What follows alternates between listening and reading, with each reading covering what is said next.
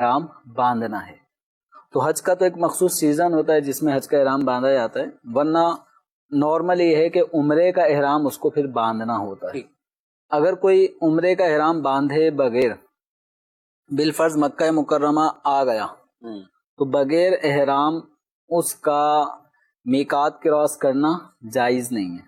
ٹھیک، اگر وہ بغیر احرام کے میقات کراس کر کے اندر داخل ہو گیا حدود حرم میں یا اندر ہل میں میقات کے اندر والے حصوں میں، تو اس کے اوپر واجب ہے کہ وہ واپس میقات جائے اور وہاں سے احرام عمرے کا باندھ کر پھر اندر داخل ہو. اور اگر اس نے ایسا نہ کیا بلکہ وہ اندر آ گیا اور اندر آنے کے بعد مثال کے طور پہ مسجد عائشہ چلا گیا اور وہاں سے اس نے عمرے کا احرام باندھا اور عمرہ ادا کر لیا، تو اس کے اوپر دم لازم ہو جائے گا، اس لیے کہ بغیر احرام کے میقات کراس کرنا اس شخص کا جس کا مکہ مکرمہ جانے کا ارادہ ہے اس پر احرام لازم ہو جاتا ہے، اور بلا احرام داخل ہونے کی وجہ سے دم لازم ہوا، گناہ گار بھی ہوا، یعنی گناہ گار بھی ہوگا، اس سے توبہ بھی اسے کرنی ہے. یعنی دم بھی دینا ہے تو توبہ بھی اسے کرنی ہوگی. توبہ تو کرنی ہوگی لازم. کفیل صاحب کہ میقات پہ جانا، تو اب میقات پچھلی میقات تو رہ گئی، اب جدہ کوئی گیا ہے تو پاکستان سے جدہ جاتا ہے تو اب پچھلی میقات تو اس کی راستے میں ہی ہے، اور میرا خیال ہے جدہ سے کوئی ایسا ذریعہ نہیں ہے کہ جو اس میقات تک پہنچے کہ جہاں سے پاکستان کے بیچ میں جو میقات آتی ہے. تو کیا کسی اور میقات پہ جا کے پھر وہ باندھ رہے ہیں احرام، کیا کریں؟ جی، پاکستانیوں کے لیے چونکہ جو میقات ہے وہ یلملم کا میقات ہے اور وہ سمندر کے بیچ میں جو آتا ہے، جی، تو اب وہاں تو جانا ممکن نہیں ہے، تو اس کے لیے حکم یہ کہ کسی بھی آفاقی میقات پر جائے. صحیح. آفاقی میقات کون سے ہیں؟ جیسے طائف والا میقات ہے، مدینہ شریف والا میقات ہے، تو یہ آفاقی میقات کہلاتے ہیں. ایک اور جی، رابغ جو ہے وہ ہے، قریب ہے. طائف بھی جو ہے وہ تقریباً جو ہے وہ قریبی ہے. تو یہ ان آفاقی میقات میں سے، اب میقات تو در حقیقت ایک اعتبار سے حدود حرم والا بھی میقات ہوتا ہے. صحیح. مگر وہ کس کے لیے ہے؟ وہ حلی کے لیے ہے. جو شخص میقات کے اندر رہنے والا ہے، جب وہ مکہ جو ہے وہ عمرے یا حج کی نیت سے جاتا ہے تو اس کا میقات کیا؟ حدود حرم کے. حدود حرم سے پہلے اسے جو ہے وہ احرام کی نیت کرنی ہوتی ہے. لوگ یہی بسا اوقات سمجھتے ہیں کہ جناب یہ بھی تو میقات ہے مسجد عائشہ والا، تو وہ وہاں سے جو ہے وہ احرام باندھ کے کہتے ہیں کہ ہم نے یہاں سے جو ہے وہ احرام باندھ کر نیت کر کے جو ہے وہ ہم نے احرام باندھ کر عمرہ ادا کر لیا. تو چونکہ ان کا جو میقات مس ہوا، جس میقات سے انہوں نے احرام کی نیت کرنی تھی، وہ آفاقی میقات تھا، تو لہٰذا ان کو اپنے اس چیز کو درست کرنے کے لیے کسی بھی آفاقی میقات پر ہی واپس جانا ہوگا. تو یا تو طائف جائیں یا رابغ جائیں یا مدینہ شریف کی میقات پر جائیں، اور وہاں سے یہ جو ہے وہ جب دوبارہ نیت کر کے احرام کی آئیں گے اور حج اور عمرہ ادا کر لیں گے تو اب ایسی صورت کے اندر دم ساقط ہو جائے گا. لیکن جو پہلی مرتبہ وہ آئے اس کی وجہ سے وہ گناہ گار ہوئے، اس کی توبہ بہرحال لازم رہے گی. یہاں پر کئی لوگوں کے ذہنوں میں یہ ہوتا ہے کہ یار دم دے دیں گے، یعنی جو پیسے والا شخص ہے وہ بسا اوقات یہ سوچ رہا ہوتا ہے کہ یار اتنی کون مشقت کرے کہ ادھر جاؤ اور پھر وہاں سے واپس جو ہے وہ باندھ کر آؤ، تو چلو بھائی دم دے دیتے ہیں اور جو ہے وہ ادا کر لیتے. تو یاد رکھیں کہ دم تو اگرچہ لازم ہے، لیکن یہ نہیں ہے کہ جناب آپ کا جو ہے وہ گناہ جو ہے وہ ایسے معاف ہو جائے گا. تو ایک تو اس سے توبہ بھی ضروری ہے، اور آپ کو یہ حکم ہے کہ لازمی واپس جائیں. یہ آپشنل نہیں ہے کہ جناب ٹھیک ہے جانا ہے جائیں، نہیں جانا نہیں جائیں اور آپ جو ہے نا دم دے دیں. نہیں، بلکہ جانا آپ کے اوپر لازم ہے، اور اللہ پاک کی نافرمانی سے بچنے کے لیے بالکل جو ہے وہ جائیں. کیونکہ جو توبہ قبول ہونا ہے وہ تو رب کی مرضی پر ہے، ہو سکتا ہے توبہ قبول نہ ہو. تو لہٰذا اس معاملے کے اندر دم کی ادائیگی کو ہلکا کوئی نہ سمجھے کہ نہیں یار ہم دم دے دیں گے، کوئی مسئلہ نہیں ہے، اللہ معاف کرنے والا ہے. بلکہ جو شریعت کا مکمل حکم ہے کہ آپ واپس جو ہے وہ پلٹیں، اور وہاں جا کر جو اس بارگاہ میں حاضری کے لیے ایک آداب بیان کیے گئے ہیں تو ان آداب کو جو ہے وہ پورا کرتے ہوئے احرام کی نیت باندھ کر جو ہے وہ آپ آئیں اور پھر حج اور عمرہ جو ہے وہ ادا کریں، اور جو پہلے غلطی سے آئے تھے اس کے لیے اللہ کی بارگاہ میں سچی توبہ کریں. اچھا، اس میں ایک یہ بھی ہے کہ یعنی دم کی جو رقم ہے وہ زیادہ ہے، تقریباً 400-500 ریال ایک بکرا بکری کے دم کی ادائیگی میں خرچ ہونا ہے. جی ہاں. جبکہ طائف یہ تقریباً 100 کلومیٹر کے لگ بھگ فاصلہ ہے مکہ مکرمہ سے. اب کوئی مکہ شریف آ گیا تو وہ طائف جا سکتا ہے. طائف جانے والی زیارتوں پہ جانے والی کئی گاڑیاں ہوتی ہیں، تو جس میں کہیں 100 ریال 80 ریال آنا جانا ہوتا ہے. لیکن یہ جدہ میں کھڑا ہے، یہ شخص وہاں گیا ہے اور یہ جدہ پہنچا ہے، ابھی مکے ڈائریکٹ نہیں پہنچا. چلیں سے بھی بعد ایسے ہو گئے جو مکے بھی پہنچ گئے ہوں تو یہ جدہ سے بھی طائف کا فاصلہ کوئی زیادہ نہیں ہوگا. تو یہ یعنی دم کے مقابلے میں یہ والا آپشن سستا بھی ہے, صحیح سستا بھی ہے, اور لازم بھی یہی ہے کہ آدمی جو بغیر احرام کے میقات کراس کر کے اندر آ گیا تو جو اس سے معصیت ہوئی ہے, گناہ ہوا ہے, اس کا ازالہ بھی تو کرے. ٹھیک, یعنی وہ دوبارہ اسی اب یہ دوبارہ کسی بھی میقات پر جا کر وہاں سے احرام کی نیت کر کے آئے. اگر اس نے پہلے اندر آ کر احرام کی نیت کی تھی تو اس کے مطابق آگے عمرے کے مناسک شروع نہ کرے, بلکہ کسی بھی میقات پہ چلے جائے, اور قریب ترین میقات وہ طائف, تو طائف کی طرف چلے جائے گا. طائف سے دوبارہ سے تجدید احرام کرے گا. اصل احرام یہیں سے شروع ہے, یعنی اب دوبارہ سے وہ طائف کی جو میقات ہوگی تو وہاں طائف سے آتے ہوئے میقات آتی ہے کرن منازل. تو کرن المنازل یا سیل کبیر, اس مقام پر آ کر اس نے پھر احرام کی نیت اگر پہلے نہیں کی تھی تو اب کرے, اور اگر پہلے اس نے احرام کی نیت کر لی تھی تو اب دوبارہ سے تجدید احرام کرے گا. تو اس تجدید احرام کی وجہ سے وہ جو دم لازم ہوا تھا وہ ساکت ہو جائے گا. ٹھیک, یعنی دم ختم ہو جائے گا. اچھا, یہ اپنے اچھی توجہ دلائی کہ پیسوں کا کوئی فرق آ جائے, کچھ ریال اس صورت میں بچ جائیں. خیر, اگر یہ تو ایک آپشن یہاں ہے, لیکن جہاں ایسا کوئی آپشن نہیں ہے تو پھر جو اللہ رسول کا حکم ہے اس پہ عمل کرنا ہے. اس میں ریال کی بچت ہو یا پیسوں کی بچت, اس کو نہیں دیکھا جائے گا. اچھا, میں نے یہ اچھا ہوا آپ نے جو بات کی. میں نے کفیل صاحب, ہم جس بس میں تھے, ہم مدینہ منورہ سے جب مکہ مکرمہ کی طرف آ رہے ہیں تو ظاہر بیر علی جو مقام ہے تو وہاں پہ سب احرام باندھتے ہیں, نیت کرتے ہیں. تو ساتھی جو سپاس سارے احرام وغیرہ باندھ لیے اور سب. اب جب ہم آگے اپنے ہوٹل میں تو ایک ٹائم ہوا کہ کچھ دیر رکے تھے, 2 گھنٹے لگ گئے ہوں گے بالفرض. تو اب عمرہ کرنے جانا ہے, تو اب دوسرے سب کو بھی کہا کہ جانا ہے, تو ہم عمرے کے لیے روانہ ہو رہے ہیں. تو اب وہ ایک آدمی آیا کہ پوچھا مجھ سے کہ وہ میری اہلیہ نے تو نیت نہیں کی. اہلیہ نیت نہیں کی مطلب کوئی عذر ہے یا کچھ اور ہے؟ نہیں, کوئی عذر نہیں, بس طبیعت وغیرہ تھوڑی سی ایسی, ان کو بخار فیل ہو رہا تھا یا کچھ ایسا تھا. تو اہلیہ نے بتایا بھی نہیں. تو میں نے کہا پھر, کہہ رہے بس میں بھی نہیں بتایا, کچھ بھی نہیں بتایا.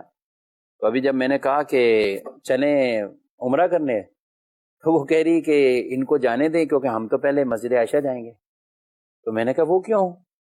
جب اس نے اپنی اہلیہ سے پوچھا مسجد عائشہ کیوں جائیں گے, تو کہہ رہی میں نے نیت نہیں کی, مجھے لے جائیں مسجد عائشہ, وہاں سے ہم نیت کر کے آئیں گے. آپ تو مفتی صاحب بھی بتائیں گے, تم مدینے سے آ رہی ہو, میقات بیچ میں رہ گیا. یعنی بعض اوقات دیکھ لیں کہ یعنی ایک سب چیزوں کی سہولت ہے کہ آپ اتنی بات کو کسی سے شیئر کر لیں, پوچھ لیں. تو اب میں نے کہا یہ تو اب نہیں ہو سکتا, اب تو نیت آپ کو وہیں مدینہ شریف آپ جائیں یا میقات پہ جائیں, آپ کسی پہ اس طرح نیت تو آپ کی. تو ان بھائی نے بھی تھوڑی دیر بعد پھر وہ گئے, تھوڑا سا غور کیا, حساب کتاب لگایا, پھر خود ہی آ گئے. کہہ رہے ہیں کہ ظاہر دم کے اوپر 400 ریال, 450, 500 خرچ ہوگا, تو چلو کیوں نہ میں دوبارہ مدینہ شریف جو ہے نا وہ ان کو دے کر جو ہے نا وہ پہلے اپنا عمرہ کرنے چلے گئے. حرم شریف گئے, انہوں نے اپنا عمرہ کیا پورا. عمرہ کرنے کے بعد واپسی پلٹے, پھر اپنی اہلیہ کو ساتھ لیا, پھر مدینہ شریف چلے گئے جو بھی گاڑی.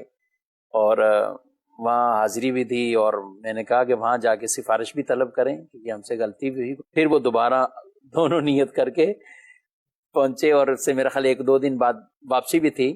چلو یہاں سپیس بھی تھا, موقع بھی تھا, تو انہوں نے یہ ازالہ کر بھی لیا. تو بعد کا ناظرین کرام اس طرح کی غلطیاں کر لیتے ہیں, لیکن وہ پوچھنا بھی گوارا نہیں کرتے. انہوں نے تو چلو پوچھ لیا, لیکن کئی ایسے کہ پوچھنا بھی گوارا نہیں کرتے. تو ان چیزوں کا خیال رکھنا چاہیے. حج میں تو ضروری ہے, اور یہ قربانی میں بھی دیگر ہیں. دیکھیں ہر چیز کے ساتھ علم دین تو اٹیچ ہے, کہ علم سیکھیں گے تو درست طریقے سے ہوگا, نہیں ہو تو نہیں. بلکہ وہ ایک صحابی رضی اللہ تعالیٰ عنہ جنہوں نے قربانی کر دی تھی عید کی نماز سے پہلے, کیا وہ واقعہ تھا, کیا ہوا؟ عید کی نماز سے پہلے قربانی کر دی, تو وہ بارگاہ رسالت میں جو ہے وہ حاضر ہوئے کہ رسول اللہ صلی اللہ علیہ وسلم میں نے جو ہے وہ قربانی کر دی. تو فرمایا کہ تمہارے پاس کوئی اور جانور جو ہے وہ ہے, تمہاری قربانی نہیں ہوئی. تو پھر جو ہے وہ پوچھا کہ کوئی اور جانور ہے, تو انہوں نے کہا کہ ایک جانور ہے جو کہ کم عمر کا ہے, 6 مہینے کا, جو ہے وہ منیہا جسے جو ہے وہ کہا جاتا ہے. تو آپ صلی اللہ علیہ وسلم نے فرمایا کہ تم اسی کی قربانی کر دو, یہ صرف تمہارے لیے. تو اس کی اجازت صرف انہی کو دی گئی کہ تمہارے لیے وہ قربانی اس کم عمر جانور کی بھی جائز ہو جائے گی, تمہارے علاوہ اور کسی کے لیے جائز نہیں ہوگی. اس کی کیا وجہ بنی تھی قربانی نہ ہونے کی؟ عید سے پہلے ادا کی گئی. کیا حکم ہے؟ کیونکہ شہر کے اندر قربانی کا جو وقت ہے وہ عید کی نماز پڑھ لینے کے بعد شروع ہوتا ہے. صحیح. اب چونکہ سرکار دو عالم صلی اللہ علیہ وسلم کا مبارک دور ہے، عید کی نماز صحابہ کرام علیہم رضوان سرکار دو عالم صلی اللہ علیہ وسلم کے پیچھے ہی پڑھتے تھے، اور مدینہ منورہ جو شہر تھا وہاں ایک ہی عید کی نماز ہونی تھی. تو انہوں نے عید کی نماز سے پہلے اپنا ایک جانور ذبح کر دیا تھا. تو آپ صلی اللہ علیہ وسلم نے اسے ایک نارمل جس طرح جانور آدمی اپنے گھر والوں کے لیے ذبح کرتا ہے تو اس کی حیثیت فرمائی کہ یہ تو تمہارے گھر والوں کے لیے گوشت ہو گیا. یعنی قربانی نہیں ہوئی کہ قربانی کا ایک وقت ہے اور یہ قبل از وقت ذبح کر دیا گیا، تو وقت سے پہلے ذبح ہونے والی اس قربانی کو قربانی شمار نہیں کیا گیا. وہ ایک نارمل ایک حلال جانور کے طور پہ ذبح ہونے والی ایک صورت بن گئی، تو وہ گھر والوں کو کھلایا جائے، اس کے ذریعے قربانی ادا ہو گئی، یہ نہ سمجھا جائے. اچھا، مجھے یہاں ایک بڑا لطف آتا ہے کہ یہ بات اور یہ واقعہ جب بھی سنتے ہیں اس کو بیان کرتے ہیں کہ شرائط کے مطابق جو جانور تھا وہ ذبح کیا، لیکن ایک وہ غلطی ہوئی تو وہ شرائط کے مطابق عمر کے مطابق وہ قربانی نہیں ہوئی جی، اور بعد میں وہ جانور ذبح کیا جا رہا ہے جو عام شرائط کے مطابق نہیں ہے، لیکن یہ اختیارات مصطفیٰ صلی اللہ علیہ وسلم جن کے لیے چاہیں جیسا چاہیں وہی ان کے لیے حکم شریعت بن جاتا ہے. بہرحال حج کی بات کریں اور قربانیوں کی بات کریں، ہر طرف رونقیں ہی رونقیں ہیں. اللہ سب کے حج کو بھی قبول فرمائے جو جا رہے ہیں، اور سب کو درست طریقے سے مناسک کی ادائیگی کرنے کی توفیق بھی عطا فرمائے. کچھ ہم منڈی سے مناظر بھی شامل کریں گے، لیکن اس سے پہلے کچھ قربانی کے سوالات.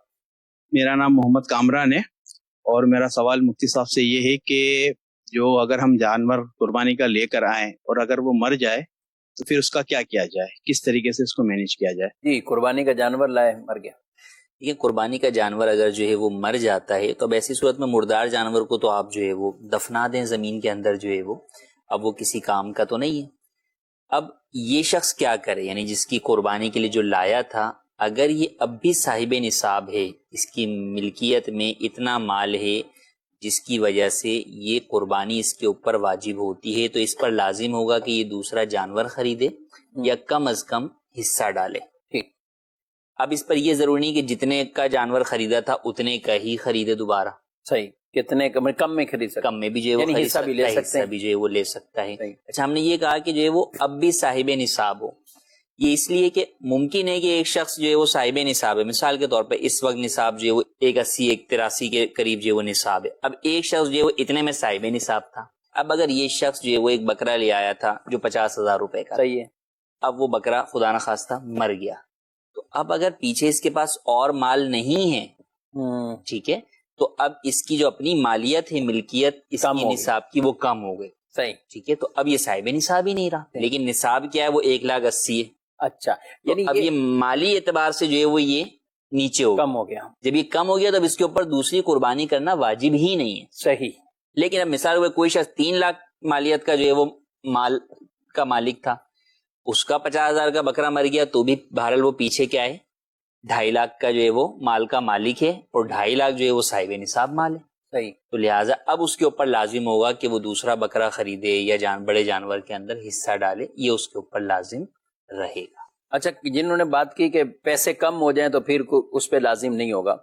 اب مثلا ایک شخص ہے، اس کے پاس تھا 1,80,000 یا 2 لاکھ بھی کر لیں، اور وہ لے کے ہی آ گیا 1.5-2 لاکھ کا، 1.5-2 لاکھ کا جانور لے کر آ گیا، لیکن اس کے بعد آپ گولڈ اور چیزیں یہ رکھی ہوئی ہیں، کیش نہیں ہے اتنا، تو یہ اب بھی نیا جانور لائے گا. اس صورت میں یہ سارے سینیریو کو سامنے رکھتے ہوئے کہ جانور لے آیا، پیسہ بھی خرچ ہو گیا، لیکن جانور ہلاک ہو گیا، جانور مر گیا، تو اب بھی یہ نیا جانور لائے گا، کیا کریں گے؟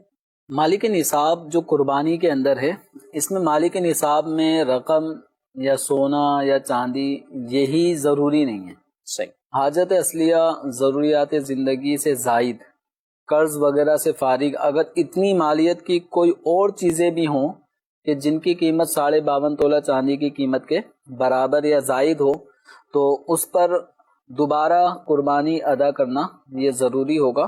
مثلا کسی آدمی کے پاس، جو آپ نے ایک ایگزامپل دی کہ وہ رقم تھی 2-2.5 لاکھ روپے، اس سے ایک بڑا جانور لے کر آ گیا، اور گولڈ بھی ہے لیکن گولڈ 7.5 تولہ نہیں ہے، لیکن اس آدمی کے پاس ایک پلاٹ بھی ہے اور وہ پلاٹ اس کی حاجت سے زائد ہے. صحیح. اب جو 2.5-3 لاکھ کا وہ ایک جانور لے کر آیا اور وہ مر گیا, لیکن پیچھے ایک پلاٹ بھی تو ہے. صحیح. پیسے اگرچہ کیش اس وقت نہیں ہے, لیکن ایک پلاٹ ہے جو اس کی حاجت سے زائد ہے. حاجت فیوچر سے متعلق ہے, فی الوقت وہ اس کی حاجت سے زائد ہے, تو اس کی وجہ سے بھی اس کے اوپر قربانی واجب ہوگی. جب قربانی واجب ہو تو اپنی ضرورت سے زائد کسی بھی اشیاء کو فروخت کر کے بھی قربانی کی ادائیگی کرنی ہوگی. یا اس طرح کے افراد قرض اگر لے سکتے ہوں اور بعد میں اس کی ادائیگی کے لیے بھی انہیں استطاعت ہے, تو وہ قرض لے کر بھی انہیں قربانی کرنی ہوگی. ٹھیک جی, مزید سوال. میرا آپ سے سوال یہ ہے کہ جس کے نام کی قربانی ہو وہ سلہ پھیرے, وہ درست ہے؟ یعنی جس کے اوپر قربانی ہے, کیا خود ہی ذبح کرے یا کسی اور سے بھی کروا سکتے ہیں؟ بالکل کسی اور سے بھی کروا سکتا ہے. خود ذبح کرنا یا ذبح کے وقت وہاں پر موجود ہونا یہ قربانی کے لیے ضروری نہیں.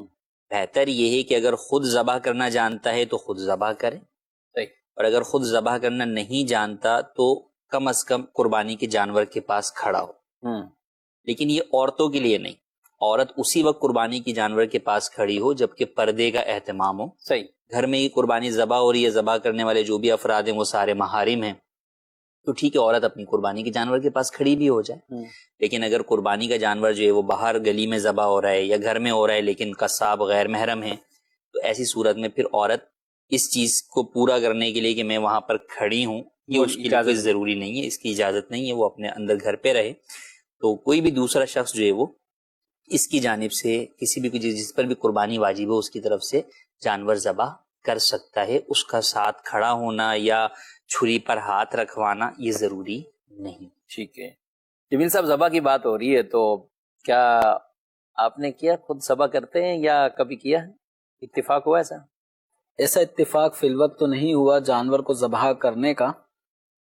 باقی شاید کفیل صاحب نہیں, آپ عید پڑھا کے نکلتے ہیں, مسجد سے نکلتے ہیں, کوئی کہتے نہیں حضرت صاحب, مولانا صاحب یہ ذرا چھری پھیرتے ہیں, لوگ آپ کا انتظار کر رہے ہوتے ہیں, چلیں یہ مسئلے کا جواب بھی میں آپ سے لوں گا, لیکن اس طرح کا اتفاق نہیں ہوا آپ کو؟ ایسا اتفاق نہیں ہوا, ماہرین پہلے سے ہی موجود ہوتے ہیں. ابھی تک آپ نے ذبح نہیں کیا؟ ابھی تک میں نے ذبح نہیں کیا. اچھا, ہمارے چلے میں اپنا بتاتا ہوں. پہلے آپ کو, مجھے لگتا ہے آپ تو شروع سے کرتے ہوئے یار, آپ تو بڑا جانور بھی خود کرتے ہیں. میں نے بڑا ہی پہلا کیا. اللہ, پہلا بڑا. آج تک مرغی ذبح نہیں کی.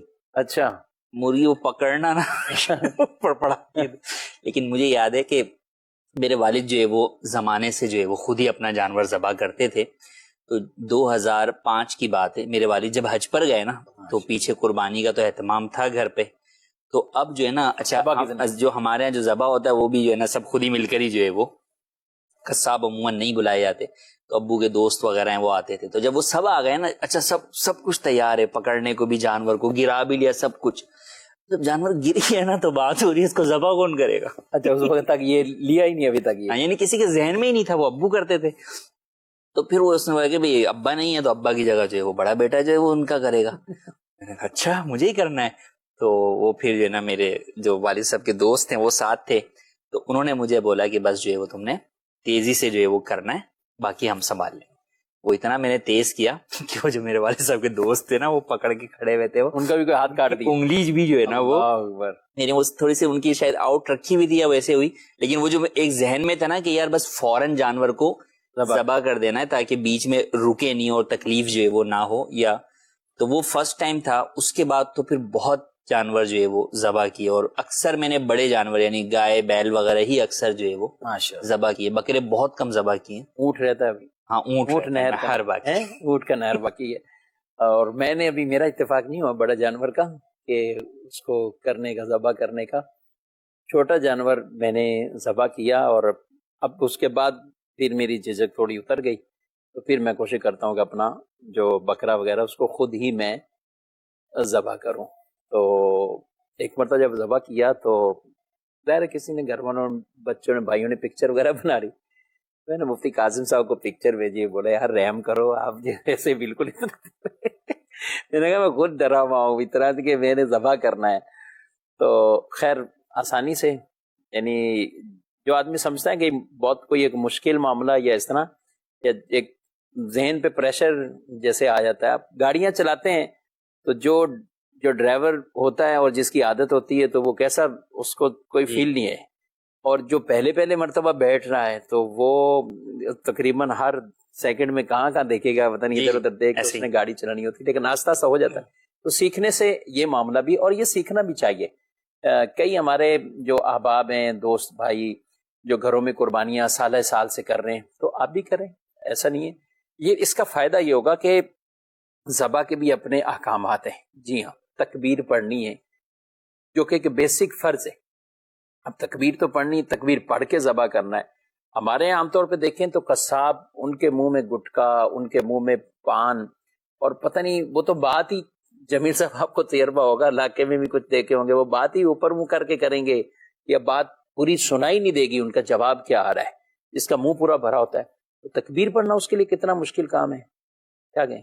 دیکھیں، آپس میں گفتگو کرنے میں بھی وہ ہوں کرتے رہتے ہیں، تو اب یہ لفظ بسم اللہ اللہ اکبر کہنے کے لیے منہ کا خالی ہونا تو ضروری ہے۔ صحیح، کیسے بولیں گے؟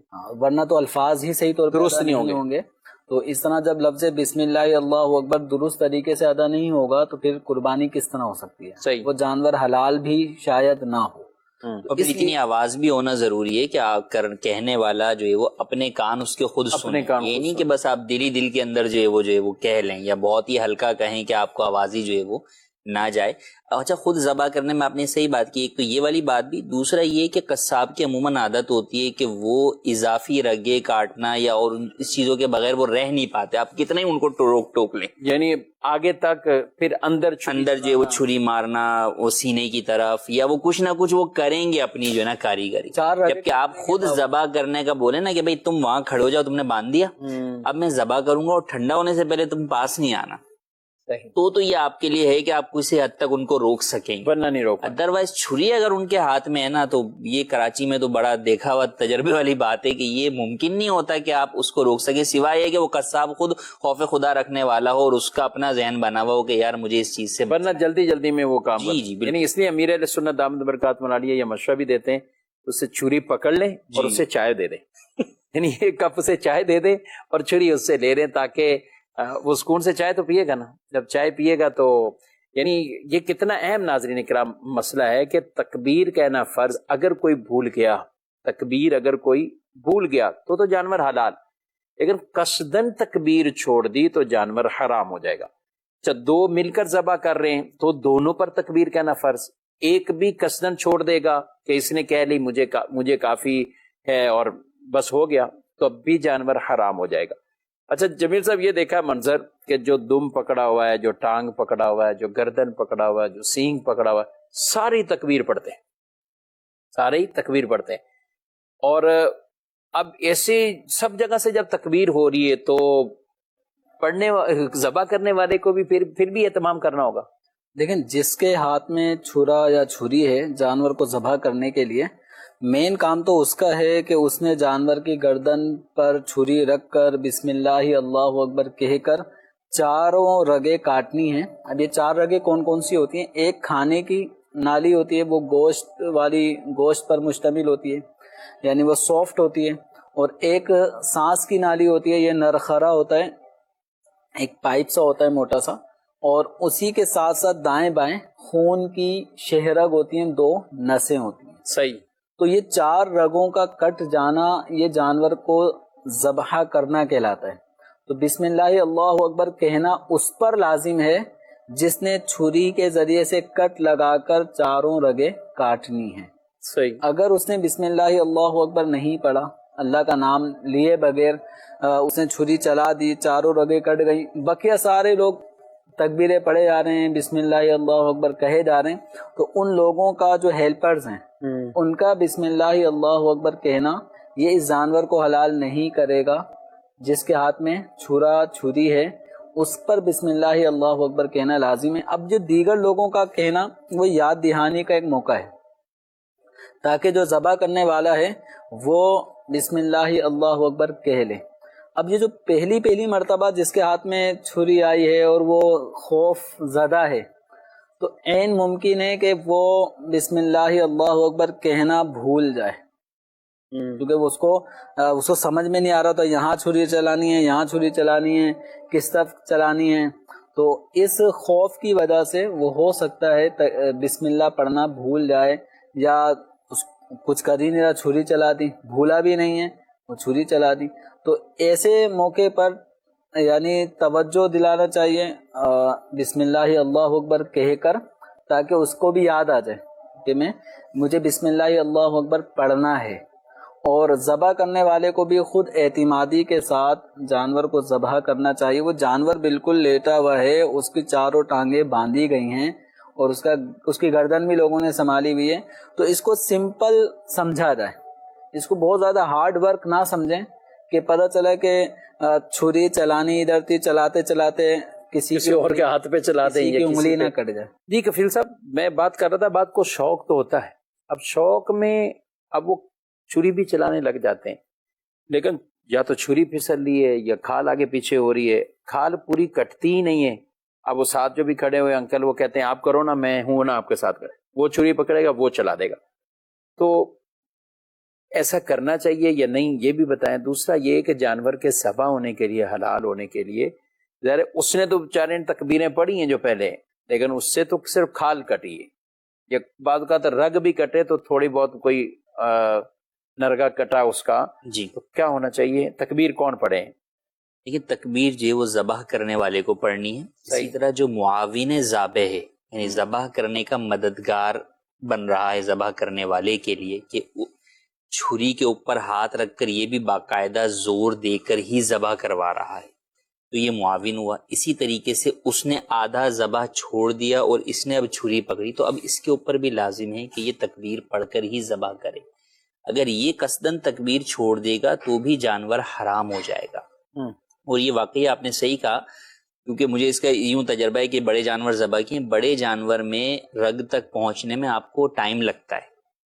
جتنا ہیوی جانور ہوتا ہے اس کی جو کھال ہوتی ہے نا وہ کافی موٹی ہوتی ہے اور وہ پھسل جاتی ہے. اس لیے آپ دیکھیں کہ امیر سنت نے رسالے میں لکھا ہے نا کہ پہلے پانی ڈال کر جو ہے وہ اس کی کھال کو جو ہے وہ تھوڑا سا نرم جو ہے وہ کر لیا جائے، تو اس سے واقعی جو ہے وہ فائدہ ہوتا ہے کہ وہ چھری آپ کی اس جگہ پر بیٹھ جاتی ہے. اور پھر دیکھیں آپ اگر کسی کو سکھا بھی رہے نا تو وہی بات کہ ہر چیز کے اندر تجربات ہی نہیں ہو رہے ہوتے، سامنے اس جانور کو تکلیف پہنچ رہی ہے. تو آپ یہ نہیں کہ چھوٹے بچے کو کھڑا کر دیں کہ میں کھڑا ہوں، بھائی جانور کو تکلیف پہنچے گی، بیچ میں وہ چیز رکے گی. تو آپ اس کا تجربہ پہلے کسی اور چیز پر کروا لیں، پھر اس کے بعد ہی جو ہے نا وہ چھوٹے جانوروں کو جیسے ذبح کرتے ہیں، چھوٹے جانور کو ذبح کر لیں. تو اس طرح پھر اس کے بعد ہی اس طرف جو ہے وہ لے کر آئیں، جس کے اندر آپ کو ہو کہ بھائی اس بچے میں اتنی طاقت بھی ہو یا اس شخص میں اتنی طاقت بھی ہو، کیونکہ بہرحال بڑے جانور کو ذبح کرنے کے لیے اچھی خاصی آپ کو طاقت لگانی ہوتی ہے، اور جن جانوروں کی کھال گردن کی موٹی ہوتی ہے ان میں زیادہ طاقت لگانی ہوتی ہے. تو جب تک کھال نہیں کٹتی اس وقت تک جو ہے وہ آگے جو ہے وہ بڑھے گا نہیں، اور آگے پھر کٹنا آسان ہو جاتا ہے، لیکن اصل ہوتا ہے وہ کھال کاٹنا. تو لہٰذا ان تمام چیزوں کو دیکھیں. اور اس میں یہ بھی ہوتا ہے کہ چھری تیز نہیں ہوتی، کئی دفعہ آدھے ٹائم کے اندر وہ آدھے جانور کی کھال کٹی ہوئی ہوتی ہے، رگوں تک پہنچا نہیں، اب وہ کہتے ہیں یار دوسری چھری پکڑو، یہ کرو وہ کرو، وہ جانور بےچارا جو ہے وہ تکلیف کے اندر جو ہے وہ ہوتا ہے. تو لہٰذا اس کے اندر بالکل جو ہے وہ اس بات کا پہلے سے خیال کر لیں کہ چھری بھی تیز ہو، ذبح کرنے والا ذبح کرنا بھی جو ہے وہ جانتا ہو، اور وہ تیزی کے ساتھ ذبح کرے. بہرحال جب بھی کوئی دوسرا اس سے چھری پکڑے تو اب وہ اللہ اکبر لازمی جو ہے وہ کہے، جبکہ اس نے آگے ذبح کو کمپلیٹ کرنا ہے.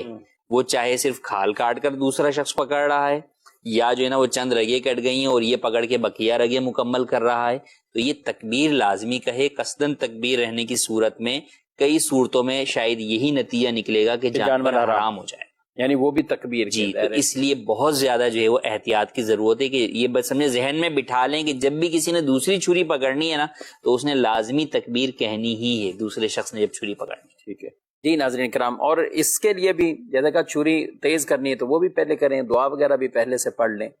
اور بلکہ ایک روایت یاد آ رہی جس میں ایک شخص نے بکری کو لٹا کر اب چھری کو تیز کر رہا ہے، تو آپ صلی اللہ علیہ وسلم نے گویا کہ ایک طرح کا ناراضگی کا اظہار فرمایا کہ اس کو کتنی بار ذبح کرو گے، یعنی اس کو بار بار یہ تکلیف پہنچ رہی ہے، ایک تو لیٹی ہوئی ہے بکری اور اس کو پکڑا ہوا جکڑا ہوا اور چھری ابھی تیز کی جا رہی ہوتی. تو ان چیزوں کا بھی ہمیں خیال رکھنا ہے. مویشی منڈی آپ کو لے چلتے ہیں. عید قربان عید قربان عید قربان عید قربان. ابھی ہم لوگوں نے جانور چیک کیا تھا نا، اس کے سینگ کٹے ہوئے، اس کے لیے کیا حکم ہے کہ اس کی قربانی ہوگی یا نہیں ہوگی؟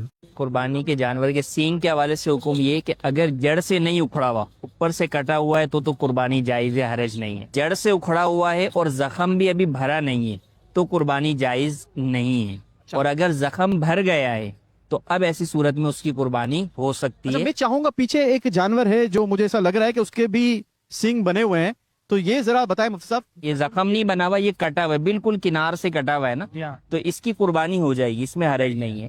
لیکن جس کا زخم، جس کو اندر سے اکھاڑ دیتے ہیں، جس کو سینگ اکھاڑنا کہتے ہیں، اور زخم اپنی جگہ موجود ہی ہو، ابھی بھرا نہ ہو، تو اس کی قربانی جائز نہیں ہوگی. یہ بتائیے، جو یہ لوگوں کو بڑی کنفیوژن ہے کہ اگر دو بھائیوں نے مل کر بڑا جانور کیا ہے تو 3.5 حصے، تو وہ یہ کنفیوژ ہو جاتا ہے کہ آدھا حصہ کیسے ہو سکتا ہے، تو کیا اس طرح قربانی ہو جائے گی کہ نہیں ہوگی؟ اور میں اس میں ایک اور چیز ایڈ کر دیتا ہوں کہ اگر 2 افراد کی جگہ 3 افراد مل کے کرتے ہیں تو وہ کہتے ہیں آپ نے تو 3 ہی حصے شامل کیے، باقی حصے تو چھوڑ دیے، تو یہ کیسے قربانی ہوئی؟ تو قربانی ہو جائے گی اس طرح 7 پورے نہ ہو تو؟ بڑے جانور کے اندر جو زیادہ سے زیادہ حصے ہیں وہ 7 رکھے جا سکتے ہیں، لیکن کم کی کوئی لیمٹ نہیں ہے. ٹھیک ہے. اگر ایک بندے نے اپنی طرف سے پوری گائیں بیل کر دی تو بھی ہو جائے گی، 2 بندے مل کر کرتے ہیں تو بھی ٹھیک ہے، 3 کرتے ہیں تو بھی ٹھیک ہے. تو یہ تینوں کی طرف سے ہو گئے اور تینوں کا حصہ 7ویں حصے سے زیادہ ہوگا. ٹھیک ہے. یعنی یوں سمجھے کہ اگر 3 اگر شامل ہوتے ہیں تو اس کا مطلب ان کا 2 پلس حصہ چلا جائے گا. ٹھیک ہے. اگر 2 مل کر کرتے ہیں تو 3.5 ہو جائیں گے. ٹھیک ہے. ایک کرے گا تو 7 حصے ہی گویا کہ اس کی طرف سے وہ ہو گئے، یا پوری گائیں اس کی طرف سے قربان ہو گئی. تو اصل اگر اصول دیکھیں تو ہر نفس، ہر جان کی طرف سے یہ ایک ہی کی قربانی ہے، گائیں، اونٹ، بیل جو بھی ہے. لیکن قیاس یہی کہتا ہے کہ ایک جان جا رہی ہے تو ایک کی قربانی ہو. ٹھیک ہے. لیکن چونکہ حدیث پاک کے اندر اس کی رخصت ہمیں دی گئی ہے تو اس لیے یہاں قیاس کو چھوڑیں گے اور حدیث کو فالو کریں گے، اور حدیث کو لے کر یہ 7 کی طرف سے وہ شمار کی جاتی ہے. لیکن اگر 3.5 حصے ہوئے، 2.5 کسی کے حصے بن کر یوں 7 بن جاتے ہیں، اور کسی بھی شریک کا ایک حصے سے کم حصہ نہ ہو، مطلب 1.5 پونے 2، یہ تو ٹھیک ہے، لیکن آدھا نہیں ہو سکتا اس کا حصہ، کہ وہ کہے کہ بھئی آدھا میری لے لیں، 6.5 حصے کسی اور کے شامل کر لیں، پھر قربانیاں نہیں ہوں گی. لیکن 1 سے زائد ہے تو بالکل وہ ہو سکتی ہے اور ان کی قربانیاں ٹھیک ہے. ہم مشورہ ایسوں کو دیں گے کہ آپ اپنا ایک نام دے دیں، اور بقیہ اگر آپ کے حصے بچ رہے ہیں تو آپ اپنی طرف سے نبی پاک صلی اللہ علیہ وسلم، بزرگوں کے نام، ان پہ آپ کریں تو انشاءاللہ ثواب. اپنے مرحوم والدین، دادا دادی، نانا نانی، ان کے بھی نام پہ کر سکتے، ان پہ بھی کر سکتے ہیں. بلکہ میں نے پڑھا، علامہ شامی علیہ رحمہ نے لکھا کہ امام ابن سراج رحمۃ اللہ تعالی علیہ، انہوں نے اپنی زندگی میں نبی پاک علیہ السلام کی طرف سے 10,000 قربانیاں پیش کی. اللہ 10,000. واہ واہ واہ. اب مجھے ان کی عمر یاد نہیں کہ عمر کتنی ہے، لیکن میں سوچنے بیٹھا کہ اگر ان کی عمر 100 سال بھی ہو تو ایسا لگتا ہے کہ ہر سال انہوں نے یعنی یوں ہزاروں قربانیاں، رسول اللہ صلی اللہ علیہ وسلم یا سینکڑوں قربانیاں انہوں نے ہر سال کی ہیں. سبحان اللہ. تو ایسے بھی بزرگ گزرے. کیا بات ہے، کیا بات ہے. یہ ہے محبت کا انداز. تو ہمیں اپنے مرحومین کو بھی یاد رکھنا چاہیے، اور سرکار دو عالم صلی اللہ تعالی علیہ وسلم کے نام پر بھی، جن کو اللہ تعالیٰ نے عطا کیا ہے، تو ان کے ایصال ثواب کے لیے بھی قربانی کرنی چاہیے. کیونکہ نبی پاک علیہ الصلوۃ والسلام ہمیں نہیں بھولے تھے. عرفات کے میدان سے حج کرنے کے بعد میرے آقا علیہ الصلوۃ والسلام نے اس امت کے لیے بھی قربانی کی تھی. وہ سب یہ ایک اور کنفیوژن ہو جاتی ہے جب اب یہ کہتے ہیں نا کہ نبی پاک کے نام کی قربانی کریں، اپنے مرحومین کے نام پر قربانی کریں، اولیاء کرام کے نام پر کریں، تو بھائی قربانی تو اللہ کے نام پر ہوتی ہے، یہ نبی پاک کے نام پر کیا ہے؟ تو اس کو بتائیے کیا مسئلہ ہے؟ نبی پاک صلی اللہ علیہ وسلم کی طرف اس قربانی کی نسبت کی جاتی ہے کہ یہ ان کی طرف سے ہے. تو یہ کوئی یہ نہیں ہم کہہ رہے کہ ذبح ان کے نام پر ہو، ٹھیک ہے، یا ذبح کسی مرحوم کے نام پر ہے. یہ جانور کی اس حصے کی نسبت بیان کی گئی. صحیح. تو محض نسبت کرنے سے اس سے کوئی فرق نہیں پڑتا، بلکہ خود رسول اللہ صلی اللہ علیہ وسلم جو فرمایا کرتے تھے کہ یہ میری امت کی طرف سے ہے، تو وہ بھی تو جانور کی نسبت ہی تو ہے. بسم اللہ اللہ اکبر کہہ کے ہی قربانی ہوتی ہے، کسی کے بھی ایصال ثواب کے لیے. بالکل کسی کے بھی ایصال ثواب کے. بلکہ بعض کو تک یہ بھی لوگ کہتے ہیں کہ ایک حصہ اللہ نام کا بھی ڈال دیں. جی، یعنی اللہ نام کا بھی ایک حصہ ڈال دیں تو یہ سارا جانور ہی اللہ کے نام پر ہے. واہ. یہ کوئی الگ سے یہ نہیں کہ اللہ پاک کے لیے کوئی آپ نے حصہ رکھنا ہے یا یوں. ہم جو کرتے ہیں تو وہ مقصود ثواب پہنچانا ہے، تو اور اب تعالیٰ کی ذات خود ثواب عطا فرمانے والی ہے. جی ناظرین اکرام، خریداریاں بھی جاری اور وہاں لوگ بھی پوچھتے ہیں، اور کئی لوگ واپسی لا کر بھی اپنے جانوروں سے متعلق یہ احکامات پوچھ رہے ہوتے ہیں. جی مزید سوال. عابد علی راجپوت بات کر رہا ہوں. مفتی صاحب میرا آپ سے ایک سوال ہے، سینگ کٹا یا کان کٹا ہوا جانور کیا شرعی حساب سے جائز ہیں قربانی کے لیے؟ سینگ کٹا یا کان کٹا، सींग कटा जानवर से मुराद उमूमी तौर पे लोगों की यही होती है कि जिसके सींग थे और फिर उन सींगों को रिमूव कर दिया गया, निकाल दिया गया। तो अब इसकी दो सूरतें हैं कि अगर उसका सींग वो बिल्कुल जड़ से निकाल दिया गया है और जो उसकी जड़ है उसको इलाज मुआवजा करके बिल्कुल सही कर दिया गया है, अब उस जानवर का वो ज़ख़म है वो ख़त्म हो चुका है और जड़ अब नज़र नहीं आ रही, तो ऐसे जानवर की कुर्बानी जायज़ है।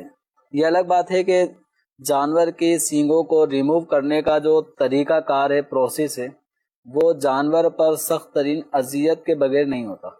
सही। वो अमल तो बहरहाल जानवर के साथ एक किस्म का जुल्म और अजियत पहुंचाने वाली बात होती है, वो उसकी इजाज़त नहीं होगी। लेकिन कुर्बानी के लिए वो जानवर बिल्कुल रेडी है, अब उसका वो ज़ख़म भी सेट हो चुका है, तो उसकी कुर्बानी हो जाएगी। अच्छा, दूसरा जो सवाल था कान कटा हुआ जानवर, तो कान कटने के अंदर शरीयत मुताहरा ने एक मिकदार रखी है कि अगर इतनी मिकदार तक कान कटा हुआ हो एक, तो उसकी कुर्बानी हो जाएगी। तो वो मिकदार है 1/3, 1/3, जिसको हम 33% भी कह सकते हैं, कि अगर उसका कान एक कान सही है और दूसरा कान 33% के अंदर अंदर कटा है या 33% तक कटा है, तो उसकी कुर्बानी हो जाएगी। कि ये जो कटिंग है ये ऐब तो है, लेकिन ये ऐब बड़ा ऐब नहीं है, सही, कुर्बानी हो जाएगी। लेकिन अगर 1/3 से ज्यादा कटा हो, जैसे 40% कान कट चुका है, एक कान सलामत है, मिसाल के तौर पे 12 इंच का है, और दूसरा जो कान है वो 7 इंच का रह गया, तो कटिंग कितनी हुई? 5 इंच की। सही। ये 5 इंच ये 1/3 से ज्यादा कटा हुआ हिस्सा जो पाया गया, तो लिहाजा इसकी कुर्बानी नहीं होगी। बाकी जानवरों के अंदर कहीं कान में चीरा होता है, कान कटा हुआ नहीं है, बस वो 2 हिस्से हो गया। इसी तरह कान में सुराख होता है। सही है। तो ये भी ऐब हैं, लेकिन ये छोटे ऐब हैं। सही। कुर्बानी ऐसे जानवरों की हो जाएगी। कान छोटे बड़े हों, यानी है पूरा सालम का है, एक पूरा जैसे आपने कहा 5 इंच का, तो वाकई अगर कोई कान, एक कान पूरा 7 इंच का है और दूसरा 4 इंच का है, कान पूरा सलामत है। कुदरती तौर पर अगर ऐसा है कि एक कान छोटा और एक कान बड़ा है, कोई उसमें से हिस्सा कट नहीं हुआ, तो इसमें कोई हरज नहीं है। यानी एक हैवी जानवर हो, उसके हिसाब से कान कितने होने चाहिए थे, वैसे नहीं है। अगर कान छोटे छोटे हैं तो कुर्बानी हो जाएगी। बाज के कान जो बकरे भी कोई टेडी नस्ल के होते हैं या कुछ होते हैं, उनके ऐसा लगता है जैसे कान भी नहीं है, या हैं तो थोड़े से बिल्कुल ऐसे करके ना, बस इस वो कान का ऊपर वाला हिस्सा कान की होगी, सुनने वाली तो वो सब चीजें हैं, लेकिन ये जो कान लटक रहा होता है ये नहीं होता। टेडी बकरे जो टेडी नस्ल के हैं, तो इसमें कोई फर्क पड़ेगा?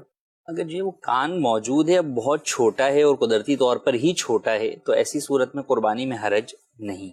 सबसे मेरा सवाल है, क्या स्प्रे से वजू हो सकता है? बराए करम जवाब इरशाद फरमा दें। नित नए ऐसे मसाइल तो आ ही रहे होते हैं। स्प्रे से वजू करने का ये भी एक नया तरीका अजीब सा लोगों के अंदर फैला दिया गया। स्प्रे से बेसिक यूं वजू उन शराइत के मुताबिक कि हर उज़्व पर जो अज़ाए वजू जिनका धोना फर्ज है, तो उन पर 2-2 कतरे बह जाएं, यानी तमाम बाल पर, जिल्द पर, हर शय पर 2-2 कतरे बह जाएं। अब मिसाल के तौर पे तो ये कोहनी से लेकर ये नाखून तक, ये पूरा हिस्सा ये धोना फर्ज है। अब इनके हर जगह पर 2-2 कतरे, ये नहीं कि हम ऐसे करें तो वो थोड़ा बहुत जो स्प्रे किया था उसके 2-3 कतरे टपक आए तो ये कहें 2 कतरे हो गए, नहीं, हर उस पर 2-2 कतरे बह जाएं, तो ये कहलाएगा धोना। तो स्प्रे से मैं समझता हूँ शायद मसा तो हो जाए, लेकिन धोना इसमें उस तरह कमा हक़ुहू नहीं पाया जाता। अब स्प्रे ही कोई बार बार इतना करे कि 1-2 बोतलें स्प्रे की खत्म कर ले, तो शायद एक आधा बाजू तो धुल जाएगा, हर एक 2-2 कतरे बह भी सकते हैं। उज़्व के हर हिस्से पर वो 2-2 कतरे बह जाए, चाहे जितने वहाँ बाल हैं और हिस्सा जो भी है, तो 2-2 कतरे वहां से बह जाएं, तो ये धोना कहलाएगा। हाँ, सर का मसा है तो उसके लिए तरी काफी होती है, 1/4 सर का मसा फर्ज है, पूरे सर का मसा सुन्नत मुबारक है। लेकिन इसके साथ साथ एक और बात भी, वुजू में कई चीजें तो सुन्नत मुअक्कदा भी हैं। अब सुन्नत मुअक्कदा अगर कोई तर्क की आदत बनाता है तो गुनाहगार होता है, तो इसलिए इस तरह के नए तरीकों पर बिल्कुल वो नहीं आना चाहिए। जो वुजू के तरीके हैं उनके मुताबिक ही वुजू किया जाए। और फिर मस्जिद के अंदर کوئی آدمی بیٹھ کر وضو کرے اور مسجد میں کہے کہ اس طرح میں وضو کر لوں گا اور مسجد کو پانی کے قطروں سے وہ بچا بھی لے، مسجد کے اندر اس طرح کی کیچڑ وغیرہ نہ ہو، پانی نہ پھیلے، تو یہ بھی بڑا ایک مشکل کام ہے، اور مسجد کو ان چیزوں سے اور اس پانی کے قطروں سے بچانا بھی فرض ہے، تو اس کا خیال رکھنا ہے۔ مشقت والا بھی کام ہے، بہت مشقت والا، یعنی اب جو آپ نے کہا کہ مسجد کے فرش پہ اعضائے وضو سے ٹپکنے والے قطرے نہ گریں، جی جی، اب اس کے لیے اس کو رکھنے پڑیں گے کوئی 2-3 تولیے بھی، کیونکہ اعضائے وضو سے قطرے یعنی جو اپنی شرائط کے مطابق 2 قطرے ہر حصے، بال، کھال، روئیں سے ٹپکیں گے، گریں گے، کہاں گریں گے؟ وہ فرش مسجد پہ تو نہیں گرا سکتے، مسجد کی صفیں بچھی ہوں گی، ان کو گیلا نہیں کر سکتے، تو اپنا رومال رکھنا پڑے گا، اور رومال بھی یہ جو نارمل بڑے سائز کا ہو تو یہ بھی نہیں چلے گا، وہ بھی گیلا ہو جائے گا، وہ بھی اتنا گیلا ہو جائے گا۔ اچھا، تولیے بھی 2-3 ہونے چاہیے۔ پھر جب اسپرے کیا جاتا ہے تو اسپرے کرنے میں صرف ایسا کوئی ہے کہ صرف آپ کے ہاتھ پہ ہی وہ اسپرے کا جو فوارہ ہے یا چھینٹیں ہیں وہ ہاتھ پہ آ رہی ہیں اور پہلے سے ہی جا رہی ہیں، آگے پیچھے جو لوگ بیٹھے ہوں گے، کوئی تلاوت کر رہا ہے، کوئی بیٹھا ہوا ہے، اس پر بھی اسپرے ہو رہا ہے، تو یہ طریقہ کوئی پسندیدہ طریقہ نہیں ہے۔ جب مساجد کے اندر وضو خانے موجود ہیں، آپ کے اپنے گھروں میں وضو کرنے کی سہولت موجود ہے، بالخصوص مسجد نبوی شریف، مسجد حرام، یہاں تو اتنے بڑے بڑے وسیع اور عریض پیمانے پہ وضو کرنے کی سہولتیں موجود ہیں، تو بندے کو وہیں جانا چاہیے اور وہیں اچھے طریقے سے تمام تر سنتیں اور مستحبات کا خیال رکھتے ہوئے وضو کرنا چاہیے۔ جی ناظرین کرام، پروگرام آپ نے ملاحظہ کیا اور وقت بھی ہمارا اختتام کو پہنچا ہے، آپ سے اجازت چاہتے ہیں، انشاءاللہ آئندہ نیکسٹ پروگرام میں آپ سے پھر ملاقات ہوگی۔ اللہ پاک سب کی عبادات کو بھی اور عبادات کو، حج کو اپنی بارگاہ میں قبول فرمائے، قربانیوں کو بھی اپنی بارگاہ میں قبول فرمائے، آمین بجاہ النبی الامین صلی اللہ علیہ وسلم۔ ہادیو رہنما ہمارے علماء، ہو کبھی درپیش جو کوئی مسئلہ، پوچھ لیں حاضر ہوں ہم ان کی بارگاہ۔ نیت کا سفر حج سے کیا تعلق ہے؟ حج کا سفر کیا جاتا ہے ثواب کے لیے، اللہ تعالیٰ کی رضا کے لیے، تو جب ثواب کے لیے اور رضا الہی کے لیے ہے تو جتنی زیادہ نیتیں ہوں گی اتنا زیادہ ثواب بھی ملے گا۔ نبی پاک علیہ الصلوۃ والسلام کی بارگاہ میں جا رہے تو یا رسول اللہ ہم